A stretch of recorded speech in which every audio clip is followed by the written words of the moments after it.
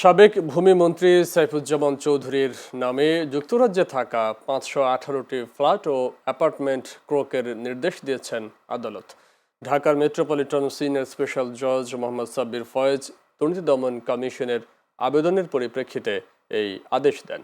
আজ নিয়মিত প্রেস ব্রিফিংয়ে দুদকের উপপরিচালক আখতারুল ইসলাম জানান, যুক্তরাজ্যে অবস্থিত এসব স্থাবর সম্পদ ক্রোকের আবেদন করেন দুদকের উপপরিচালক মোহাম্মদ মশিউর রহমান। আবেদনে উল্লেখ করা হয়, সাইফুজ্জামান চৌধুরী ও তার সহযোগীদের বিরুদ্ধে অর্থ পাচারের অভিযোগ তদন্তে দুদক, সিআইডি ও এনবিআর এর সমন্বয়ে ৯ সদস্যের একটি টাস্ক ফোর্স গঠন করা হয়েছে। গত বছরের ২১শে সেপ্টেম্বর চট্টগ্রামের একটি বাড়িতে অভিযান চালিয়ে সংশ্লিষ্ট মামলার ২৩ বস্তা আলামত উদ্ধার করা হয়। উদ্ধার হওয়া নথিপত্র বিশ্লেষণে বিদেশি সম্পত্তি ক্রয়ের অসংখ্য মূল দলিল, চুক্তিপত্র, পেমেন্ট অর্ডার ও রসিদ পাওয়া গেছে।